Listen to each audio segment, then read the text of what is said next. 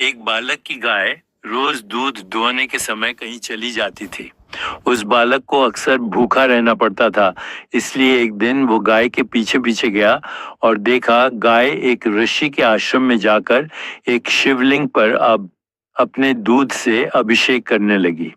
बालक अचंभित देख ही रहा था कि तभी उसने देखा उसके पीछे एक ऋषि खड़े मुस्कुरा रहे हैं। उस ऋषि का नाम था हारीत ऋषि और वह बालक बाप्पा रावल के नाम से विख्यात हुआ। हारित ऋषि ने ही उस बालक को शिक्षा दीक्षा दी और उनके सहयोग से ही वह बालक मेवाड़ का सबसे प्रतापी शासक बना। गोहेल या गहलोत वंश के बप्पा रावल मेवाड़ के वास्तविक संस्थापक माने जाते हैं, क्योंकि मेवाड़ ने जो शक्ति, प्रसिद्धि और सम्मान प्राप्त किया वो इन्हीं की देन थी। इसी राजवंश में से सिसोदिया वंश का निकास माना जाता है, जिनमें आगे चलकर महान राजा राणा कुंभा, राणा सांगा, महाराणा प्रताप हुए। बप्पा रावल इनका नाम नहीं, बल्कि इनके प्रजा संरक्षण, देश रक्षण आदि कामों से प्रभावित होकर जनता ने इन्हें बाप्पा पदवी से विभूषित किया था। बिरुदावलियों, प्रशस्तियों में इन्हें बार बार रघुवंशी कहा गया है।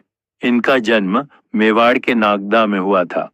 अधिकांश इतिहासकारों का मत है इनका वास्तविक नाम कालभोज था, पर कुछ इन्हें अपराजित भी मानते हैं। उसी तरह कुछ इतिहासकार इन्हें ब्राह्मण वंशी बताते हैं, तो कुछ इन्हें क्षत्रिय वंशी। पर जाति के संबंध में मेरा मत है अभी 1950 से लागू जन्म आधारित जाति वाली बकवास पर ध्यान न देकर हजारों वर्ष से चली आ रही सनातन संविधान के अनुसार उन्हें क्षत्रिय मानना ही उचित है, क्योंकि उनके कर्म क्षत्रियों वाले थे। और संभव हो तो इस बकवास को भी छोड़ दे, उनका हिंदू होना ही पर्याप्त है। बप्पा रावल को रावल की उपाधि भील सरदारों ने दी थी। जब बप्पा रावल 3 वर्ष के थे तब वे और उनकी माताजी असहाय महसूस कर रहे थे। तब भील समुदाय ने उन दोनों की मदद कर सुरक्षित रखा। बप्पा रावल का बचपन भील जनजाति के बीच रहकर बीता। बाद में भील समुदाय ने अरबों के खिलाफ युद्ध में बप्पा रावल का सहयोग किया था। बाप्पा रावल प्रारंभ में संभवतः चित्तौड़ के मौर्य या मौर्य शासक के सेनापति थे। सिंध के अधिकृत इतिहास चचनामा में बाप्पा का विवरण मिलता है। इससे पता चलता है कि दाहिर के पुत्र जयसेन के साथ उसकी माता रानी लाडी देवी चित्तौड़ मदद मांगने आई थी। इस पर चित्तौड़ के मौर्य शासक ने अपने सेनापति बाप्पा रावल को सेना के साथ मदद के लिए भेजा।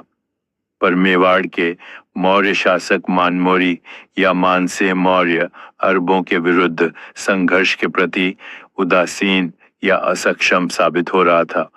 तब हारित ऋषि ने उन्हें एक गुप्त खजाने की पता बताई, जहां से करीब 15 करोड़ स्वर्ण मुद्रा निकला। उन्होंने उस खजाने से सैन्य संगठन बनाकर बाप्पा को अरबों को भारत की सीमा से बाहर खदेड़ने का आदेश दिया।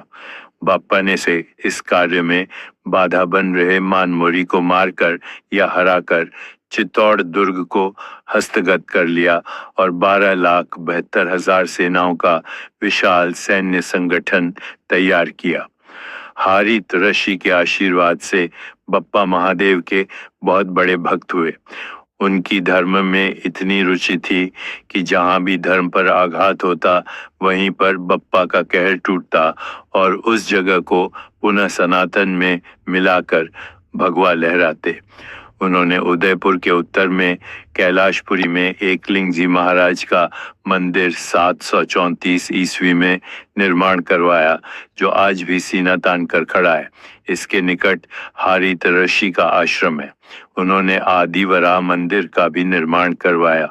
यह मंदिर एकलिंग जी के मंदिर के पीछे बनवाया। पाकिस्तान के शहर रावलपिंडी का नाम बप्पा रावल के नाम से ही रावलपिंडी पड़ा है।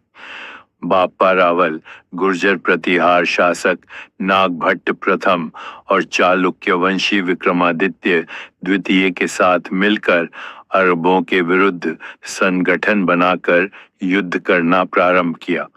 सम्राट नागभट्ट ने अरबों को पश्चिमी राजस्थान और मालवे से मार भगाया। बापा ने यही कार्य मेवाड़ और सिंध प्रदेश के लिए किया।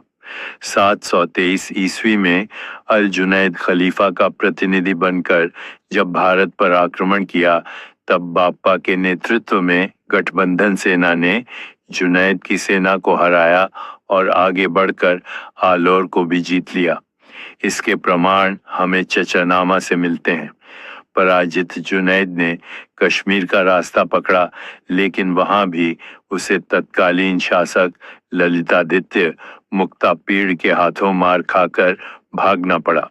इस सेना ने अरब के अल हकम बिन अलावा, तामिम बिन जैद अल उतबी, अब्दुल रहमान अल मूरी की ऐसी खटिया खड़ी की कि इस्लामी शासक बप्पा रावल के नाम से भी थर थर कांपने लगे। अन्हिलवाड़ के चालुक्य वंशी सम्राट विक्रमादित्य द्वितीय के सेनापति अवनिजनाश्रय पुलकेशी के साथ मिलकर बाप्पा रावल ने अरबों पर गजनी तक धावे बोले। बप्पा यहीं नहीं रुके, उन्होंने गजनी के शासक सलीम को बुरी तरह हराया और उसकी पुत्री मैया से विवाह कर जान बख्श दिया। वह अपने भतीजे को वहां की गद्दी पर बिठाई दी।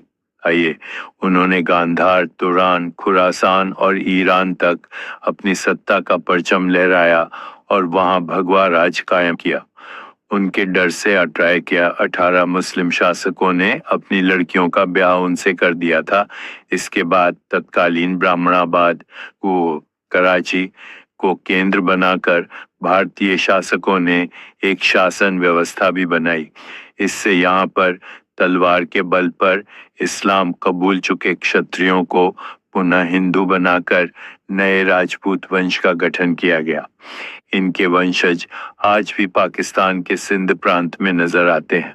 736 में अल हकीम ने भारत पर हमला किया तो बाप्पा रावल ने मुस्लिम आक्रमणकारियों को इस बुरी तरह रौंद दिया कि आने वाली 300 वर्षों तक कोई इस्लामी आक्रमणकारी भारत पर हमले का प्रयास नहीं कर सकी। बाप्पा रावल ने भारत को खिलाफत के अंतर्गत लाने का स्वप्न देखने वाला अल हकीम को मौत के घाट उतार दिया। इसका वर्णन भीनमाल के अभिलेख से मिलता है। इसका प्रमाण 739 ईस्वी के नवसारी अभिलेख से भी मिलता है कि कछेला, सैंधव, सौराष्ट्र, करकोटक, मौर्य और गुर्जर सेनाओं ने मिलकर मुस्लिम सेना को करारी मात दी। बप्पा रावल ने अपने विशेष सिक्के जारी किए थे। इस सिक्के में बाईं ओर त्रिशूल है और उसकी दाहिनी तरफ वेदी पर शिवलिंग बना है। इसके दाहिनी ओर नंदी शिवलिंग की ओर मुख किए बैठा है। शिवलिंग और नंदी के नीचे दंडवत करते हुए एक पुरुष की आकृति है। सिक्के पर बोप लिखा है।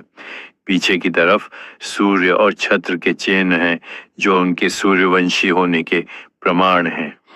इन सब के नीचे दाहिनी ओर मुख किए एक गौ खड़ी है और उसी के पास दूध पीता हुआ बछड़ा है। ये सब चिन्ह बाप्पा रावल की शिव भक्ति और उनके जीवन की कुछ घटनाओं से संबद्ध हैं। इतिहासकार कविराज श्यामल दास बाप्पा की प्रशंसा करते हुए लिखते हैं कि इसमें संदेह नहीं कि बाप्पा हिंदुस्तान का प्रतापी, पराक्रमी और तेजस्वी महाराजाधिराज हुआ और उसने अपने पूर्वजों के प्रताप, बड़प्पन और पराक्रम को दोबारा प्रकाशित। गौरीशंकर हीराचंद ओझा लिखते हैं, बाप्पा स्वतंत्र, प्रतापी और एक विशाल राज्य का स्वामी था। बाप्पा निसंदेह राजस्थान के महत्तम व्यक्तियों में से हैं। 753 ईस्वी में बप्पा रावल ने अपने पुत्र को सत्ता सौंपकर संन्यास ले लिया। इनका समाधि स्थान एकलिंगपुरी से उत्तर में 1 मील दूर नागदा में स्थित है।